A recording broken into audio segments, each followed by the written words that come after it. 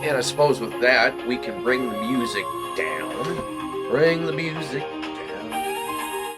And we bring up the camera and we say, welcome everyone to another Sunday night edition of Accessibly Live, the book club reading room. Hope everyone's having a really good week. We are already coming to the end of January. And for those of you in the upper Midwest dealing with Sub-Zero, hope you are being safe. Make sure you tell people where you're going if it's really cold and you get stranded so people know where to look. Safety first, guys. I want everybody safe and well. Tonight, we continue the adventures of Nancy Drew and the mystery of the old clock. As I mentioned last week, it is written with some similar vein as a Hardy Boys mystery was. And you guys know that last 3 years we were reading Hardy Boys. And this is a good way of kind of giving another view of the mystery writing of the 1930s when they were trying to appeal to the gumshoe detective movies that were going on, but for a younger audience. We saw that with the Hardy Boys, and we're also seeing this with Nancy Drew. Nancy Drew, along with Hardy Boys, spent many, many years creating some amazing stories. The Writers Guild that started and did a lot of the Hardy Boys mysteries. And now Carolyn Keene, and we'll talk more about Carolyn Keene next week and how she and others took the character of Nancy Drew and really fleshed it out to become a really good detective series. Like all book series, the first one has its faults, and it kind of plods along for the story, but the quality of the story is a lot of fun, and I hope you guys are enjoying it. Last week, we started the first 4, and as the banner said just a minute ago, we will be doing the next 4 chapters, chapters 5, 6, 7, and 8 tonight. If you get a chance, please give me a like and subscribe. Really helps the algorithm a lot. For everybody who's watching on Twitch, thank you. Appreciate it. You guys are incredible. Thank you. With everybody tuning in on YouTube, thank you also. Don't forget to hit the like and subscribe there as well. Don't forget, if you guys want to say, oops, where am I? There I am. Hello. Joel K _OG. Yeah, if people are going, lots of different ways of saying OG, it's old guy. Nice and simple. Don't forget, we do have a new email for the show, for both shows, the Thursday night and the Sunday night shows. Joel K _OG at protonmail.com. And really liking the response I've been getting. Thank you to everybody who's been writing in. And yes, I had David write in and ask if we are going to be getting back to the library. For those of you just jumping in on board, we normally do this show in a library, but because of Wi-Fi problems in that library, we've been holding back and doing it in the main studios instead of traveling a couple miles down and over to the library. Tonight, we're here in the main studios.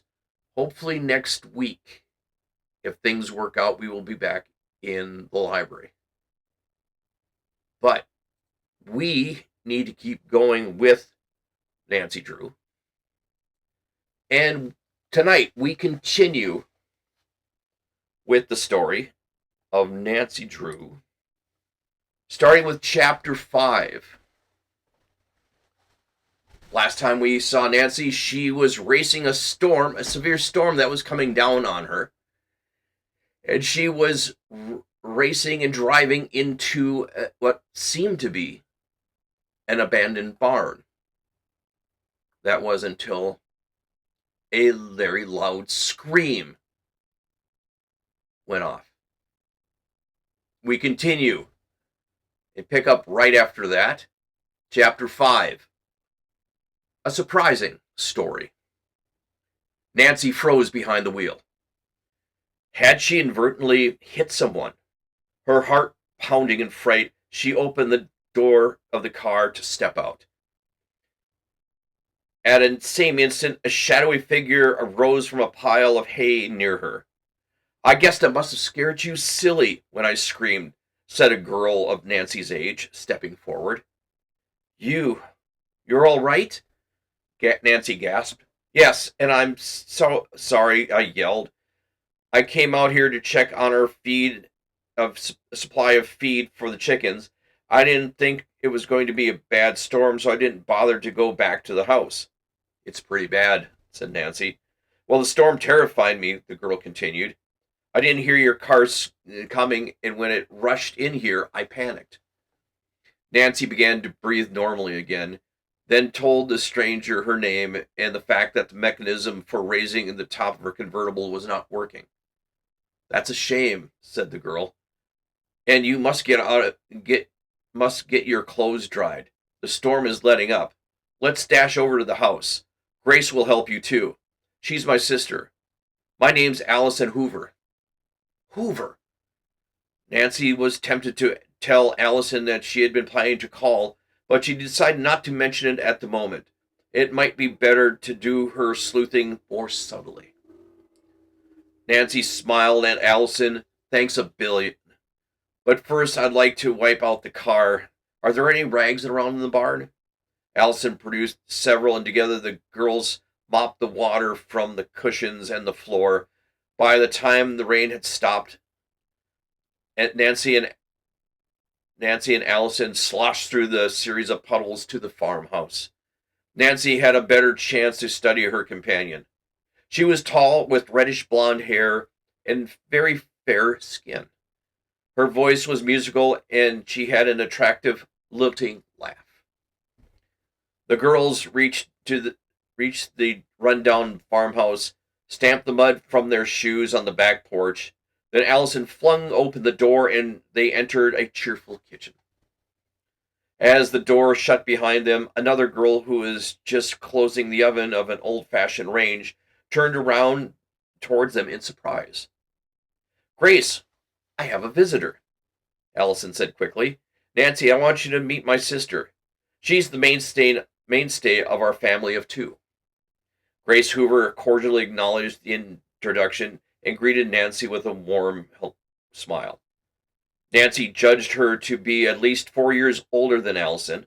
Her face was rather serious, and it was evident from the manner that the responsibility had fallen on her shoulders at an early age. Nancy was attracted to both girls and responded to their friendly welcome. She put on a robe which Allison brought to her, and Grace hung her wet clothes near the range. Presently, Grace pulled an ironing board from the closet with the intention of pressing Nancy's garments, but Nancy wouldn't hear of this and began to iron them herself. This is fun, she said to the sisters. I don't know what I would have done without you girls. It's great for us, Allison spoke up. We don't get much company. To tell you the truth, we can't afford it. Grace stepped towards the stove, removed a golden brown cake from the oven, and set it on the table to cool. But we're not talking about money. It's Allison's birthday, and this was a birthday cake. Nancy, if you don't mind, you're not too much in a hurry, I wish you'd join us in a little celebration. Why, I'd love to, Nancy said. Grace's cakes are yummy, Allison declared. I'm not much of a cook myself. My department is taking care of the barn and the chickens. Soon Nancy finished pressing her clothes and put them back on. Meanwhile, the cake had cooled, and Grace started to spread the chocolate frosting. Suppose you two go in the living room and wait, she suggested.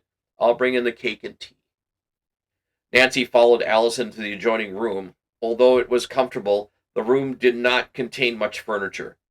The floor was painted and was scantily covered with handmade rag rugs, with the exception of an old-fashioned sofa, an inexplicable table, a few set-back chairs, and an old oil stove, which furnished heat in cold weather. There was little else in the room.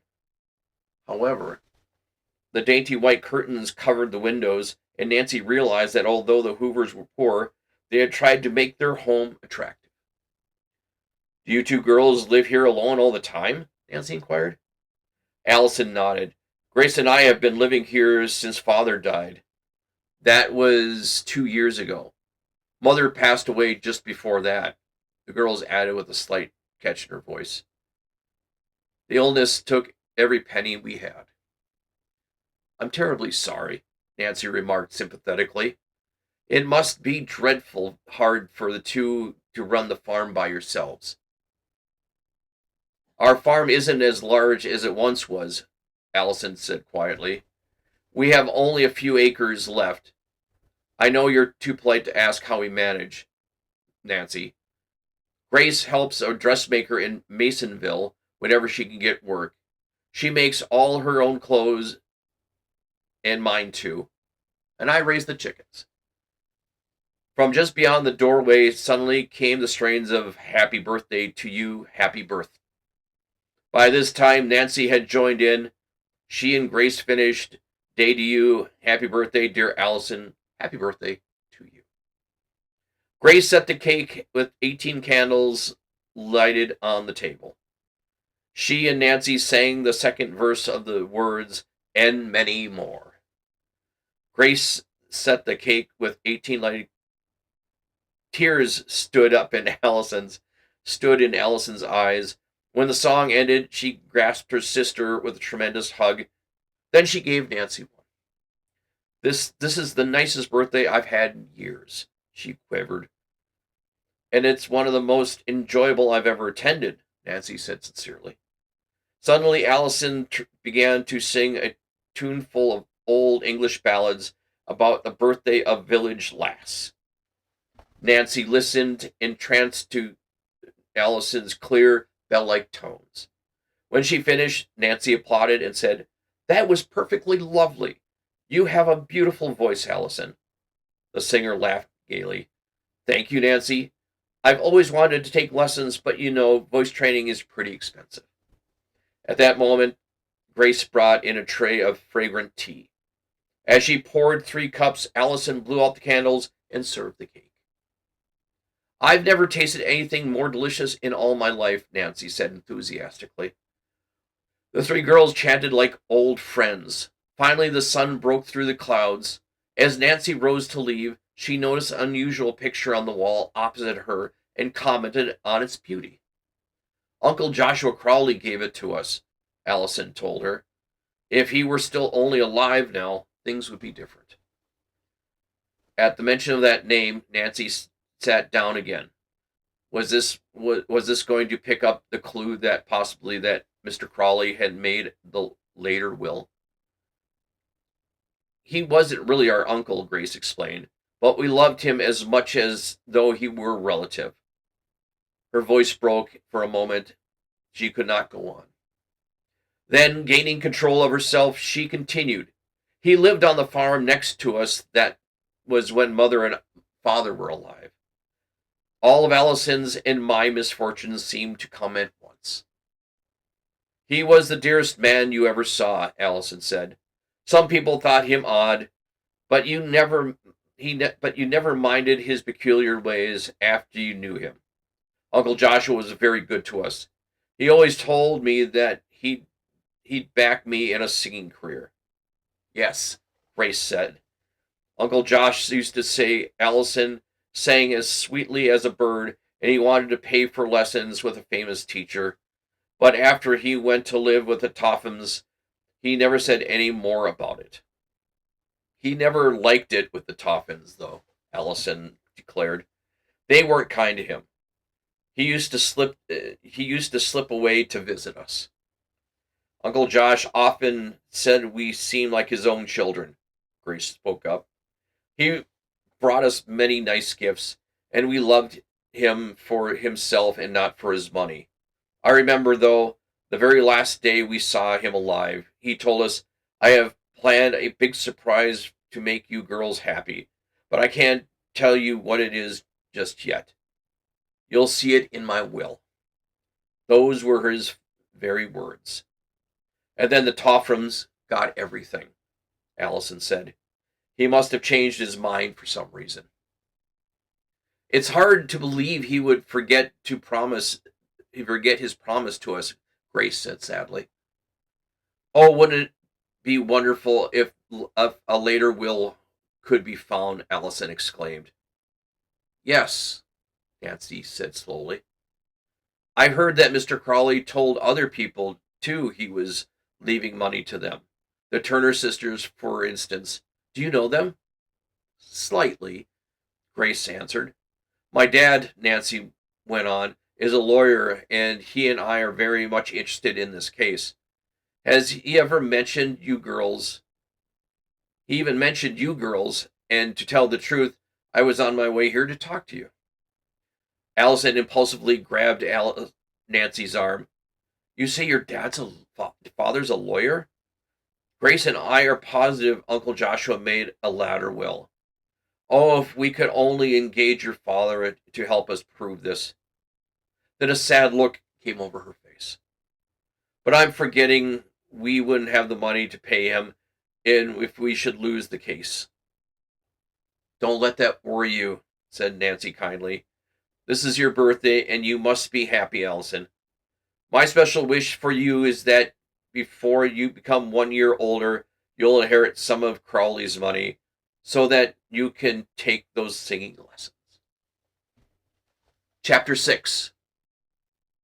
An exciting appointment. The Hoover girls walked out to the barn with Nancy.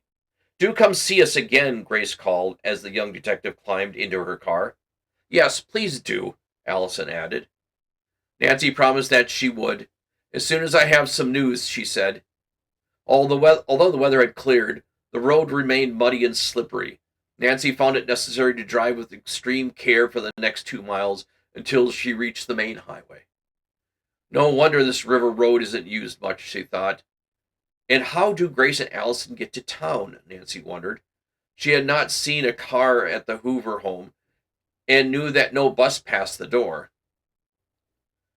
I certainly wish, she thought, that I or somebody else could locate a latter will of Joshua Crawley's by which the Hoovers and the Turners would receive some much-needed money. I must tell Dad about this latest development. She decided to see if her father was in his office and drove directly there. Nancy parked in the car in the nearby lot. She surveyed the convertible ruefully as she climbed out. Poor thing, she needs a bath. As Nancy found Mr. Drew in. As she entered his private office, he rose from the desk chair and kissed her. I'm glad you're here and safe, the lawyer said. I was worried about you when I heard that violent storm came up. When Hannah phoned that you weren't back, I began to regret to send you on that errand. His daughter grinned. I'm back all in one piece. I delivered the papers to Judge Hart and learned that he and his wife saw Mr. Crawley in Masonville a couple of times. I also talked to the Hoover girls. She described her meeting with Allison and Grace Hoover and ended by asking her father if he could help. From what you say, it does look as though Joshua Crawley might have made another will, which included them as beneficiaries, Mr. Drew commented thoughtfully. I'd be glad to do anything I can to help the Hoover girls. He asked whether the sisters had given Nancy any specific information about Mr. Crawley's habits or helpful clues. When Nancy shook her head, Mr. Drew suggested that she invite the girls to his office for a little conference. Perhaps if I asked them some questions, it might recall some helpful incidents. The lawyer studied his calendar on his desk for a moment and looked up at his daughter. How about tomorrow afternoon about 2:45? I can give them about a half hour. For an answer, Nancy gave her father a hug and then asked if she might use his telephone to call the Hoovers at once. Grace and Allison eagerly accepted the Drews' invitation, and Nancy said she would drive out to bring them to the conference and then take them home afterwards. "You're a doll," cried Allison, who answered the phone. "Nancy, I know you're just going to solve this mystery." Suddenly an idea came to Nancy. She asked Allison how long girls would be able to stay in River Heights. "Oh, as long as you need us," Allison replied. "Good. Then I'd like to take you both to stay and have supper with us," Nancy said. "Sorry I can't join you," Mr. Drew told his daughter as she hung up. "I have a dinner engagement and conference in the evening." Just then the mayor of River Heights was shown into the lawyer's office, and Nancy rose to leave. She spoke to the mayor for a moment, then said, "See you later, Dad."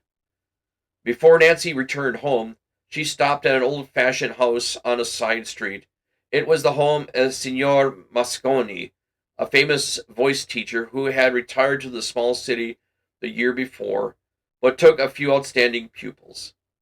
Nancy introduced herself to the white, bushy-haired, florid-faced man, and said, "Signor Mosconi, would you be willing to listen to the voice of a friend of mine and give your honest opinion as to whether or not she might be a great singer?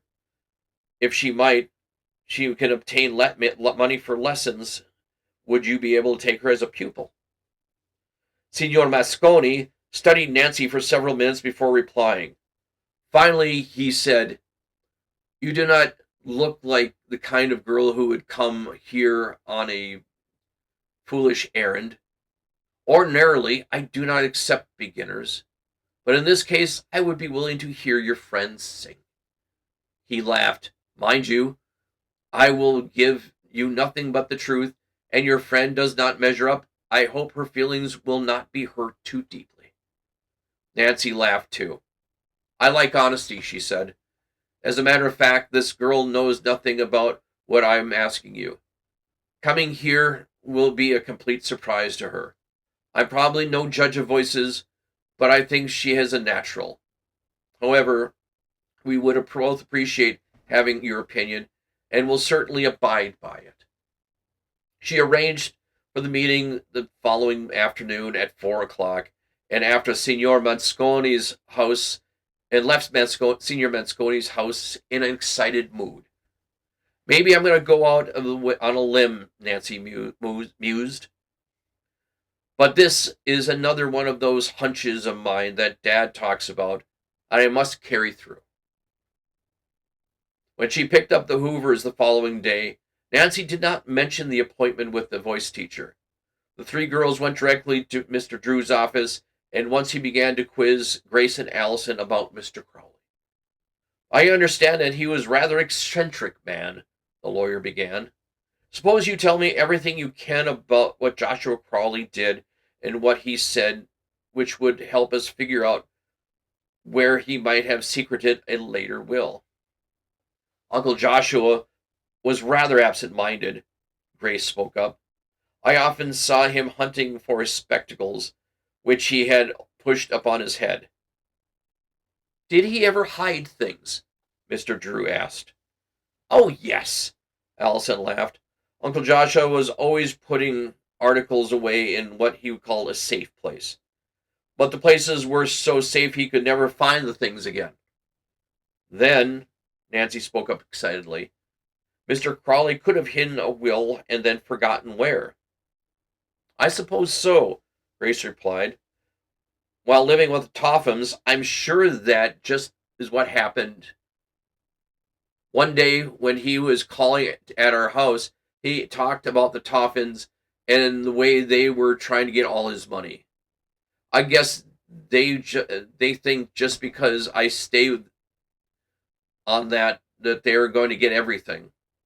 But they'll be fooled when they find out I made another will," he said with an odd little chuckle of his. "This time I'm not going to trust it to a lawyer. I'll put it away in a safe place that I know will be safe." Allison asked Mr. Drew, "Do you think Uncle Joshua hid another will somewhere in the Topham's house? The lawyer looked down at his desk for several seconds before replying. If he did, we will have to have a great fight on our hands. I'm afraid trying to persuade the Tophams to let us make a search. Another thought came to Nancy, and she shuddered at the idea. Perhaps the Tophams had been alerted by all the talk of a latter will and had searched for it, discovered one, and by now destroyed it. She flashed her father a questioning look and got the impression that he had the same thought. But there was no point in discouraging the Hoover girls by telling them this. Mr. Drew continued to question the girls until 3:30. Then he said he had another appointment. He would do all he could to help the girls and would not charge them for his services. Unless they bring results, he added with a smile. You're very kind, just like your daughter, said Grace as she rose and shook hands with the lawyer. You have no idea how much Alice and I appreciate what you're doing for us. When the three girls reached Nancy's car, she told the girls she wanted them to meet someone special in town, and she drove directly to Signor Mosconi's house. As they went up to the front porch, they could hear the sounds of a soprano voice singing an aria of Tosca. How beautiful, Allison said softly. The girls were admitted by a maid and asked to wait in a small room while Signor Mosconi's pupil finished her lesson. Puzzled, Allison waited for Nancy to explain. I have a surprise for you, Nancy said with a grin. Signor Mosconi has promised to listen to your voice.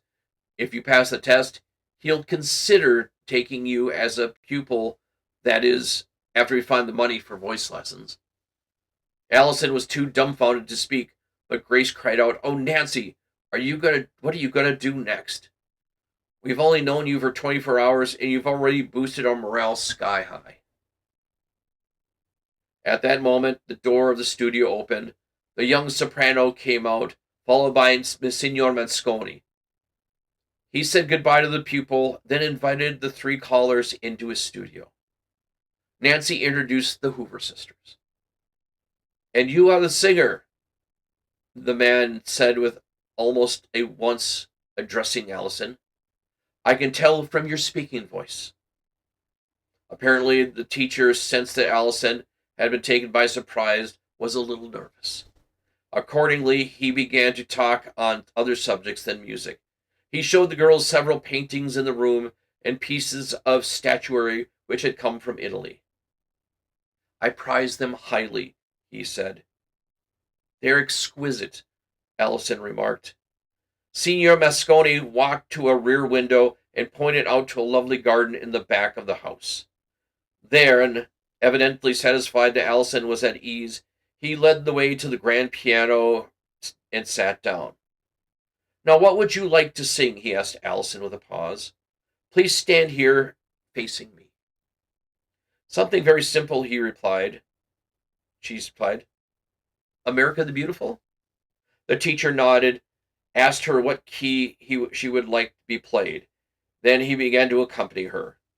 Allison sang as though inspired. Her voice sounded even more beautiful than it had at the farmhouse, Nancy thought. When Allison finished the song, Signor Mosconi made no comment. Instead, he asked her to try a scale, then to sing single notes, jumping from octave to octave. You have a very fine range, Miss Hoover, was his only comment.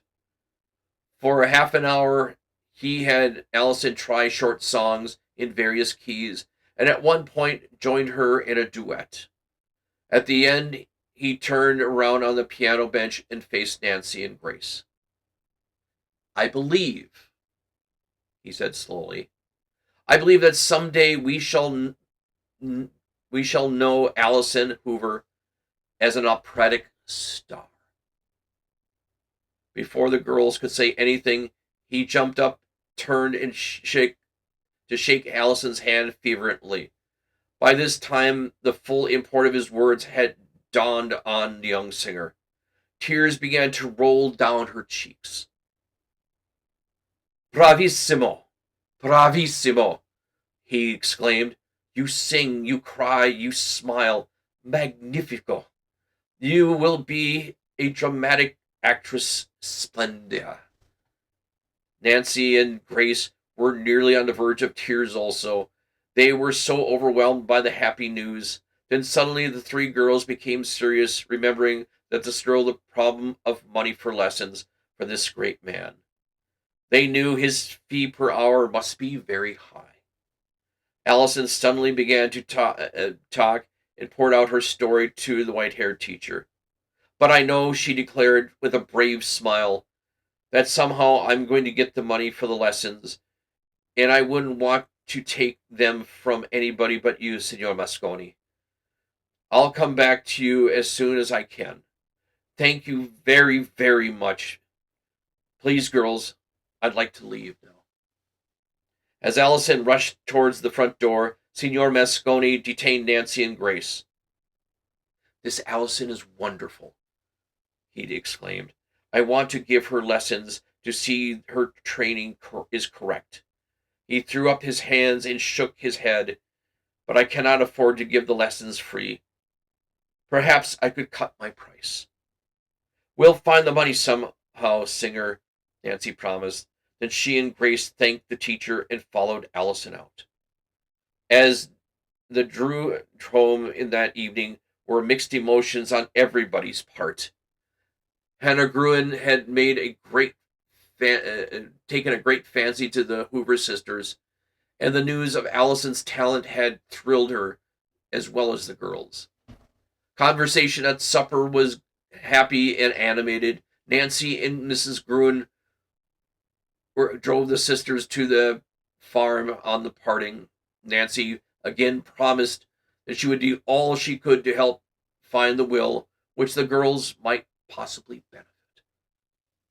But figuring out how to do this became a problem that seemed insurmountable to Nancy.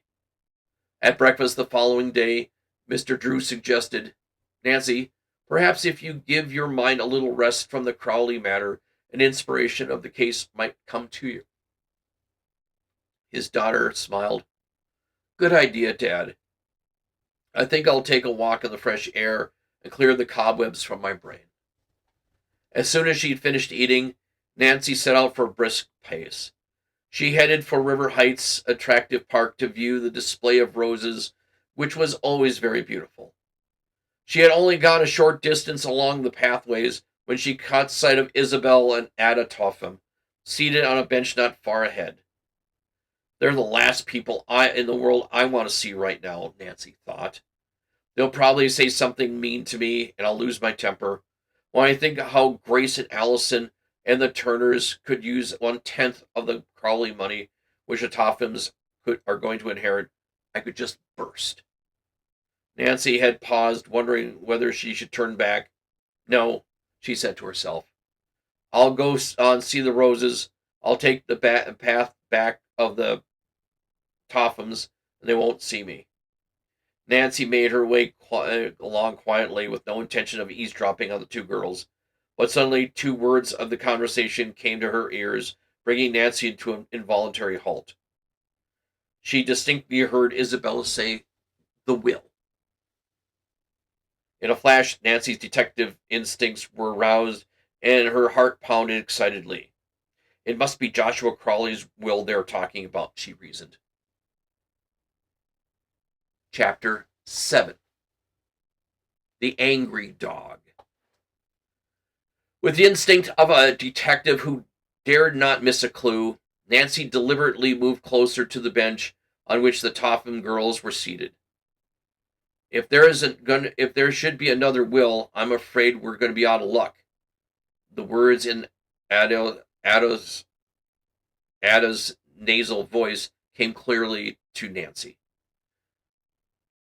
Isabel's reply was in a low tone so that the sleuth could just manage to catch a few words.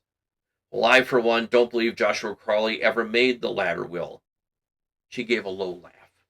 Mother watched him like a hawk. Or thought she did, Isabel retorted. The old man got out of her clutches several times, don't forget. Yes, and what's worse, I'm sure Nancy Drew thinks that he made the latter will. That's why she's taking such interest in those Hoover girls. I actually saw them go into Mr. Drew's office yesterday, and it wasn't to deliver eggs. If Nancy gets her father interested, he might dig up another will. Oh, how I hate that interfering girl. At this, Nancy could barely refrain from laughing. So the Tophams were concerned about the existence of a second will. With bated breath, she listened further. You're such a worrywart, Ada. You can trust Dad and Mother to take care of things no matter what happens, Isabel commented dryly. They won't let that pile of money get away from us. It's ours by right anyway. You got something there, Ada said, conceded. We should have old Joshua's money after supporting and putting up with him for 3 years. That was pretty clever of Mother, never accepting any board money from Joshua Crowley. The conversation ended as Isabella and Ada rose from the bench and walked away. Nancy waited until they were out of sight, then emerged from hiding place. Seeing herself on the bench vacated by the Topham sisters, Nancy mulled over the remarks she had just heard. There's no doubt in my mind now that there is a latter will. The Tophams haven't destroyed it. How thrilling. But where can it be? Nancy realized that to find it was a real challenge, and I'd better hurry up before the Tophams stumble upon it. For 10 minutes, Nancy sat lost in thought, shifting all the facts she had gleaned so far. There must be some clue I've overlooked, she told herself. Suddenly, with a cry of delight, she sprang to her feet. Why didn't I think of that before? The Hoover girls and the Turners aren't the only ones who could have figured in this will. There are other relatives of Mr. Crawley's who have filed claim. I wonder who they are. If I could talk to them, I might pick up a clue. Immediately, Nancy set off for her father's office. He was engaged in an important conference when she arrived, and she had to wait 10 minutes before being admitted into the inner office. Now what? Mr. Drew asked, smiling as she burst upon him. Have you solved the mystery, or is your purse in need of a little change?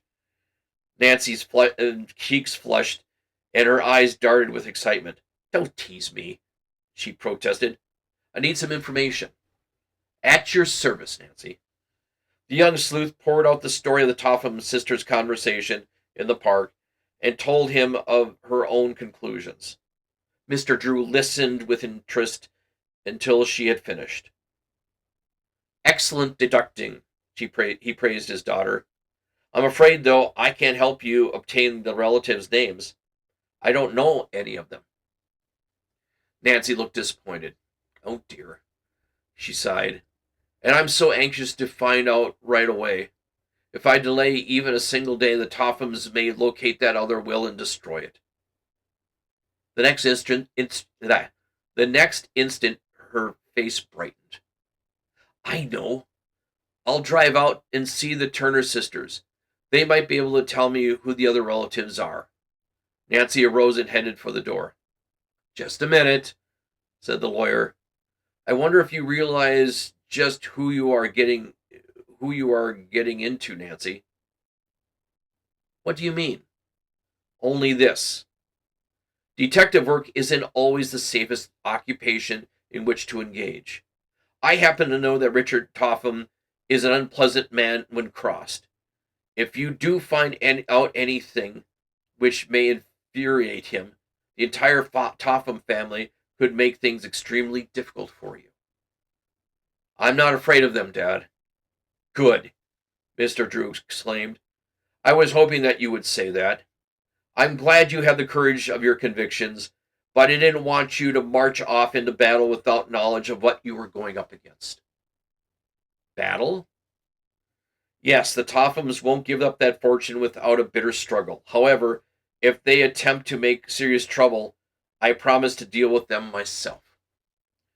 And if I do find the will, I'll take the matter into court. Oh, thank you. There's no one like you in the whole world. After leaving her father's office, Nancy went directly to her car. When she told Hannah Gruen her plans, the housekeeper warned, "Don't become too deeply involved in this matter, dear. In your zeal to help other people, you may forget to be on your guard." "I promise to be as careful as a pussy cat walking on a slippery roof," Nancy assured her housekeeper with a grin, and left the house. Quickly backing her car from the garage, she set off in the direction of the Turner home. The miles seemed to melt away as Nancy's thoughts raced from one idea to another. Just, bef- just before the young sleuth knew it, she had reached the house. "Hi, Judy," she called to the little girl who was playing in the yard with a midget badminton set. The child looked very cunning in a pink play suit. The hand-embroidered teddy bears that were on it surely were the work of the lovely aunts. "Hi, Nancy. I'm glad you came. Now I'll have somebody to play with," Judy said, running up to the visitor. Obligingly, Nancy took a racket and batted the shuttlecock towards the child. "Hit the birdie," she called. Judy missed but picked up the shuttlecock and whammed it nicely across the net. Nancy hit it back, and this time the little girl caught the birdie in her racket and sent it over. The game went on for several minutes with Judy crying out delight.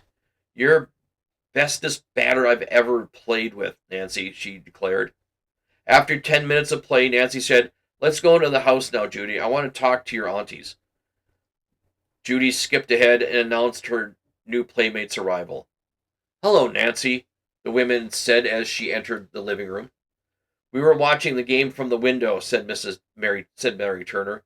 "This is really a thrill for Judy, and I are very poor at hitting the birdie." "It's a lot of fun," Nancy replied. "I'm glad to see you all again." She now asked whether the police had located the thieves who had taken the silver heirlooms from the house. "Not yet," Mary answered. "And what's worse is we've found that several other pieces have been taken." "What a shame," Nancy exclaimed. "But I'm sure the stolen articles will be found." She answered, "I came here on a particular mission." Yes? "Your story about Mr. Joshua Crowley intrigued me. Then the other day I met two girls, Grace and Allison Hoover, who told me of a similar promise from him regarding his will." "How amazing." Sorry, guys. I just got distracted for a second. "I heard Joshua mention the Hoovers and Allison's beautiful voice. Dad and I have become very much interested in the case and are inclined to agree with you and the Hoovers that Mr. Crawley may have written another will shortly before his death and hidden it someplace." "Oh, wouldn't that be wonderful if such a will could be found," Mary exclaimed. "It might mean all the difference in the world to Judy's future." "What I want to do," Nancy went on, "is talk to as many of Mr. Crowley's relatives as I can find. Someplace I may pick up a clue as to where a more recent will is hidden. Tell me, do any of his other relatives live around here?" "Yes, three that I can think of," Edna answered. She went on. She went on to say that two cousins who never married lived on a farm just outside Titusville. Their names are Fred and William Matthews. Suddenly, the Turner sisters blushed a deep pink. They glanced at each other, then turned back at Nancy. Finally, Edna said, "Many years ago, Fred proposed to Mary and William to me, and we came near accepting. But just at that time, we had a great tragedy in the family and took Judy's mother to rear, so we decided not to marry." An embarrassing pause was broken by Judy. "Someday my aunties are going to give me one of my mother's dollies, Nancy. Isn't that nice?" "It certainly is," Nancy agreed. "And you must make sure to show it to me She asked the sisters, "What relation are the Matthews to Mr. Crowley?" "First cousins on his mother's side." "Do you think they would mind my asking them some questions, even though I'm a stranger?" "Not at all," Mary replied.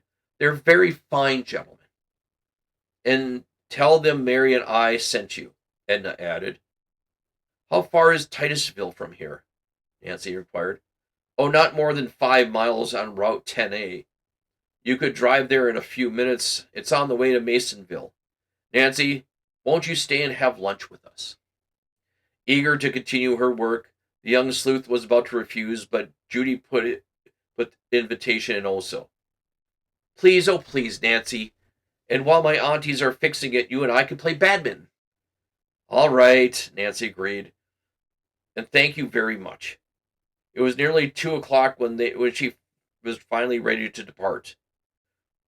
"Oh, Mary," said Edna suddenly, "we forgot to tell Nancy about Joshua's wife's cousin, Mrs. Abby Rowan. She'd be apt to know more about the will than anyone else." "That's right. You really should call on her, Nancy. She took care of Joshua one time when he was sick, and he thought the world of her. He often declared he would intend to leave her something. She's a widow and has very little." "Even $1,000 would mean a lot to her," Edna added. "Abby must be over the age of 80 and growing forgetful. She has no children and no one to look after her." "Where shall I find Mrs. Rowan?" Nancy asked, hoping it was not far away. "Abby lives on the West Lake Road," Edna responded. "It's a good many miles from here." "Then I shan't have time to go there today," the young sleuth said. "But I'll surely make chance to see her as soon as I can. And now I must be going." Nancy thanked the Turner sisters and said goodbye. Before she could leave, Judy insisted upon showing her how she could jump rope and do all things dancing steps with the hoop on the lawn. "Judy entertains us all the time," Mary remarked. "We believe she's very talented." Nancy thought so too. As she drove off, she again hoped that the money would be available for a very special education for Judy. After Nancy had gone 5 miles along the designated route, she began to watch the mailboxes. Soon she noticed that one bore the name Matthews. The farmhouse stood back a distance from the road, and a wide sweep of lawn in front of it. Near the house, a man was riding a small tractor, mowing the grass. As Nancy drove down the narrow lane which led to the grounds and stopped opposite the spot where the man was working, the man's back was towards her and apparently had not heard the car above the noise of the tractor, so she waited. Looking towards the house, Nancy suddenly saw a sight that appalled her. Wedged between two stones of a broken wall was a police dog puppy whining pitifully. Nancy dashed forward to release the animal. It continued to whimper. She cuddled the puppy in her arms and began examining its paws. "Why, you poor thing," Nancy said, seeing a tear in the flesh in the hind leg. "This must be taken care of right away." She decided to carry the puppy over to the man's mower. As Nancy walked across the lane, suddenly she heard an angry growl near her. Looking back, she saw a huge police dog, evidently the pup's mother, bounding towards her. "It's all right," Nancy called, soothing the dog. "I'm not going to take your baby away." She took 2 more strides, but got no further. With a fierce snarl, the dog leaped on Nancy, knocking her flat. Chapter 8. A Forgotten Secret. Nancy screamed for help, hoping to attract the farmer's attention. She expected momentarily to be bitten by the angry dog, but to great relief, the animal did not harm her. The young sleuth's sudden fall had caused the puppy to fly from her arms. With a leap, the mother was at the pup's side. She grabbed her baby by its back and neck and trotted back to the barn. Oh, that was a narrow escape. Nancy took a deep breath as she got back to her feet. brushing herself off, ruefully surveying a tear in her sweater. By this time, the man on the tractor, having changed directions, saw the fracas and came running. He apologized for the dog's actions, but Nancy said quickly, "It's my fault. I should have set the pup down. Its mother probably thought I was trying to dog nap the baby." Possibly. Nancy explained why she had picked up the little animal, and the farmer said he would look at the cut later. "I'm glad you weren't hurt," he added. "Thanks so much for being a good scout about it. Did you come to see me or my brother? I'm Fred Matthews." Nancy gave her name and then added she was acquainted with the Turner sisters and others who had been told that they would benefit under Joshua Crawley's will. "My dad, the lawyer Carson Drew, and I are working on the case. We believe there might have been a later will than the one presented by the Tophams, and we'd like to find it. And if you came to see if William and I might give you a clue." Fred's bright blue eyes sparkled boyishly. "That's right, Mr. Matthews. Also, did Mr. Crawley ever tell you he was going to leave you some money?" "Indeed, he did." At that moment, another man came from the house, and Fred introduced him as his brother William. Both were tall, spare, and strong-muscled. Though their hair was gray, the men's faces were youthful and unwrinkled. "Let's sit down under the tree here and discuss this," Fred suggested, leading away the group to rustic chairs. He told William of Nancy's request and then asked him, "Did Cousin Joshua ever give you any idea that he'd made a will in which you were not beneficiaries?" "No. I thought one would come light when he died. To tell the truth, Miss Drew, Fred and I were thunderstruck when at the will which left everything to the Tophams. That wasn't what Cousin Joshua had led us to believe." "It certainly wasn't," Fred spoke up. "But I guess William and I counted our chickens before they were hatched. We just made our ends meet here in small fruit farm. Help and equip cost says such a lot.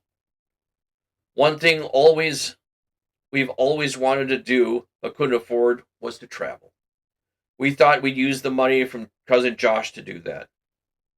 But our dream bubble burst," said William. "No trips for us." Nancy smiled.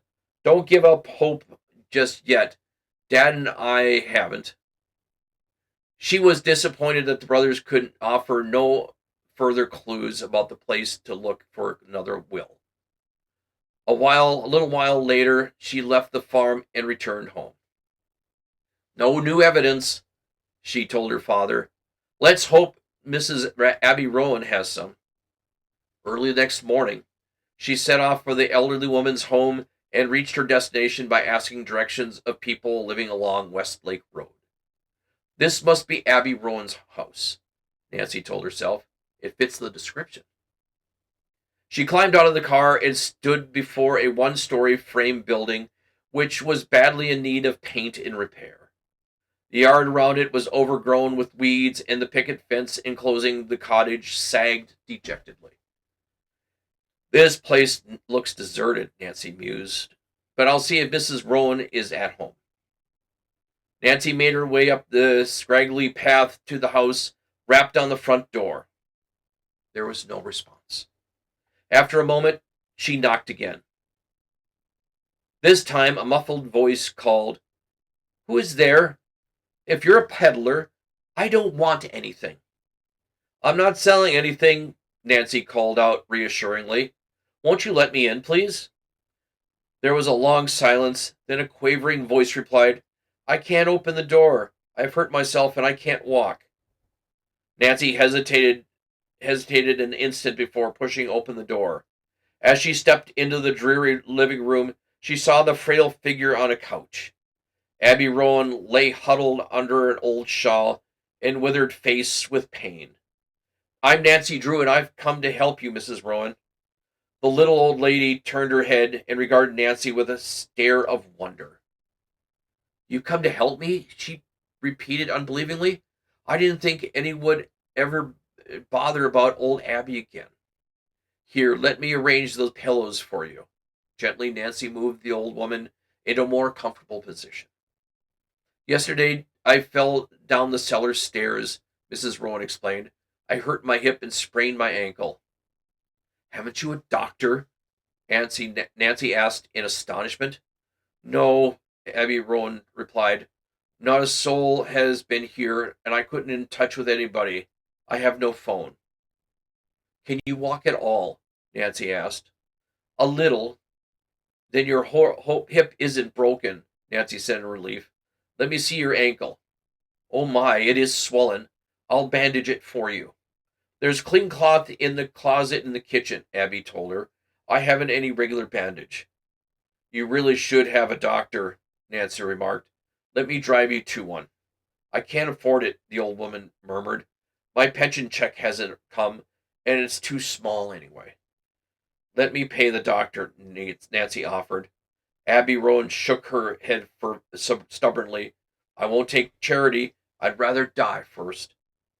Well, if you insist upon not having a doctor, then I'm going to the nearest drugstore and get you some bandaging and a few other things, Nancy told her.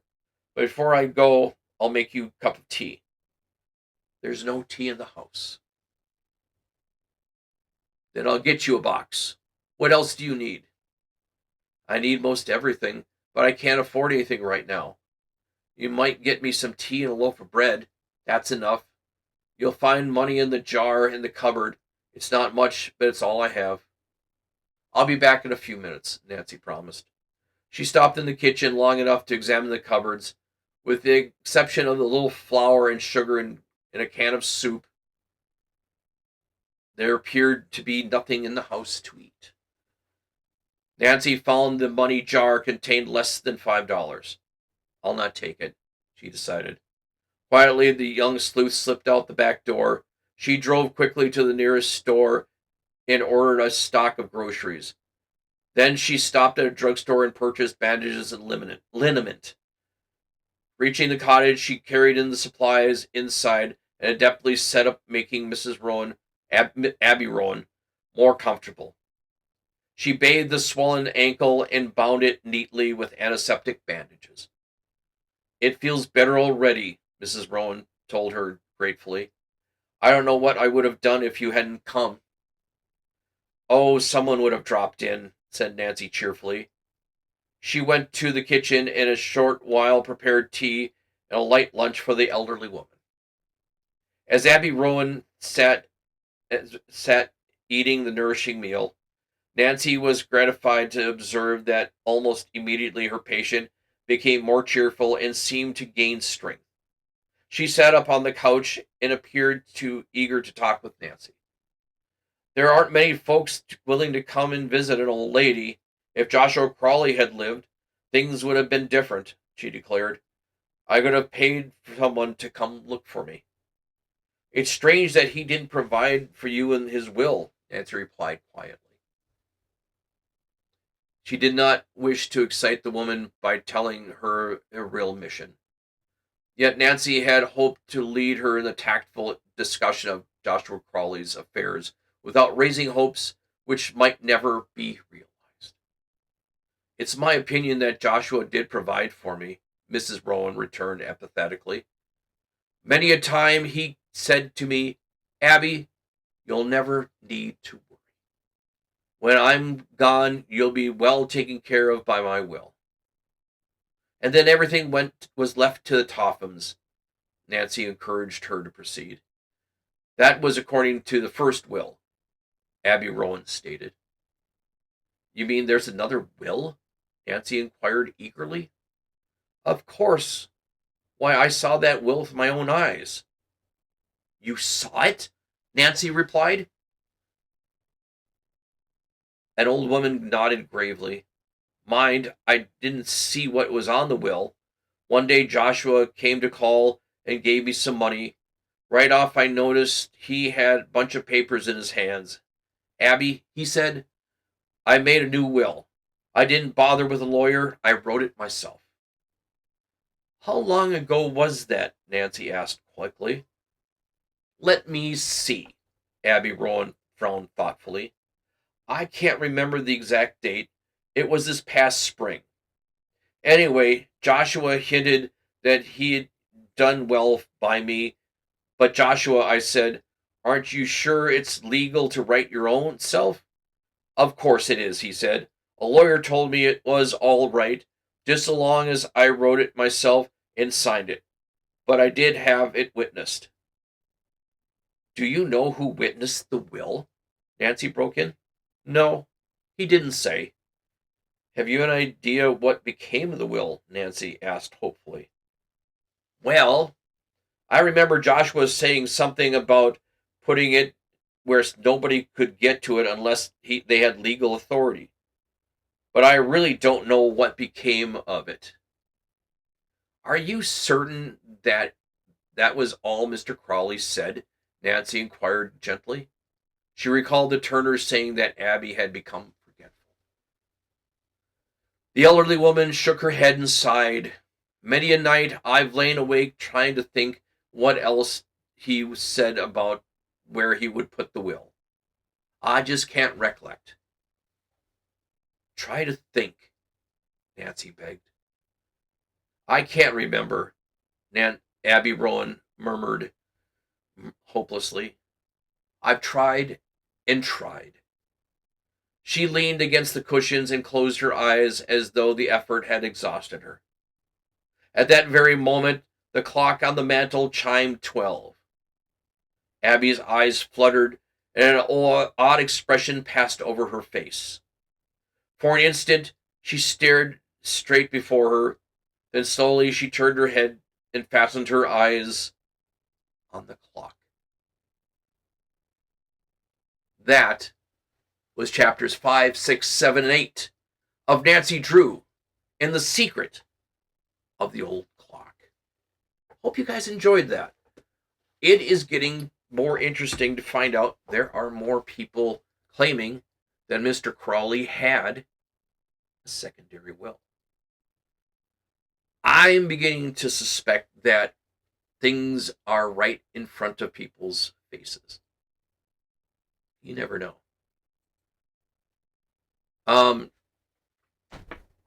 As always, this is Accessibly Live, the book club reading room, every single Sunday night live here on Twitch and YouTube. And I appreciate everybody who stops in on a regular basis. I really do. I've got more people watching the shows. Thank you. For everybody watching, please, I appreciate you do that. Please don't forget to remember to like and subscribe. It helps the algorithm and it helps build a little self-confidence for yours truly. Haha.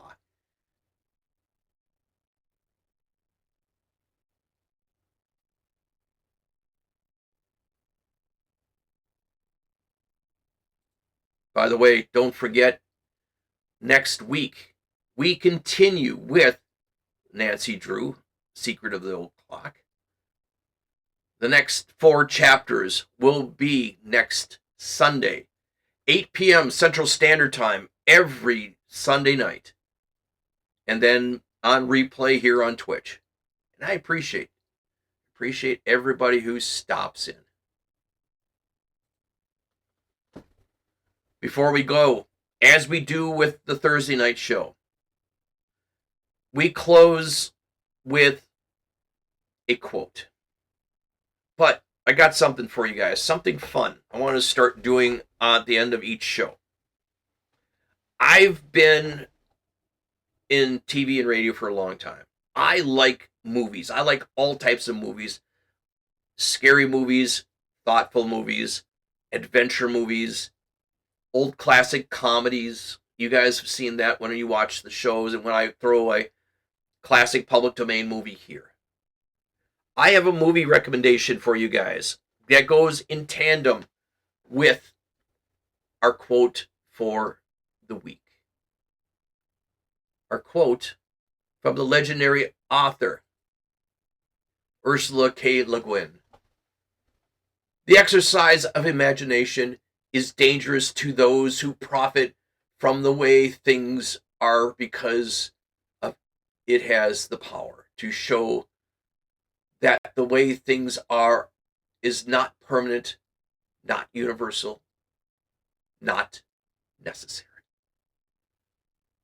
The exercise of imagination is dangerous to those who profit from the way things are, because it has the power to show that the way things are is not permanent, not universal, and not necessary.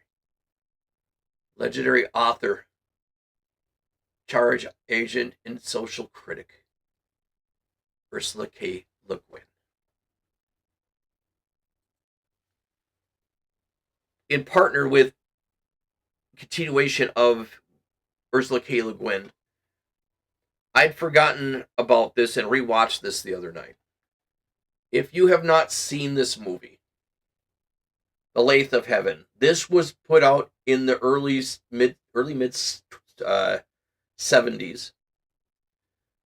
One of her best written science fiction short stories, made into a PBS movie, and surprisingly really good. A very, very good movie. Good science fiction, thoughtful, intriguing, and with the special effects back then, it was actually really good. So if you guys are looking for something different, something unique, if you can track it down, The Lathe of Heaven by Ursula K. Le Guin, movie from the 70s. It is on DVD. I am lucked out. I have one of the few original copies, legitimate copies, not copied over. And if you're looking for a good movie, go watch and try to find The Lathe of Heaven. It's a hell of a movie. Hell of an ending, too. I'm going to let you guys go. It is time for me to get out of here and start prepping for the Thursday night show. The Conversation Station, right here on Twitch, every Thursday night at 7 p.m. Central Standard Time. But we will see you all next week for the next 4 chapters of Nancy Drew, Secret of the Old Clock. Be well, be safe, be kind. The way the world is right now out there, you gotta keep your eyes on things, and you gotta keep yourself safe. There's stupid in the world right now, and you gotta be safe. But don't forget to look out for those who need a helping hand once in a while. Like Mrs. Rowan, like Mrs. Abby Rowan from the story. Be well, be safe, be kind. We'll see you guys all next week. Have a good week, and we will see you then. Bye, guys.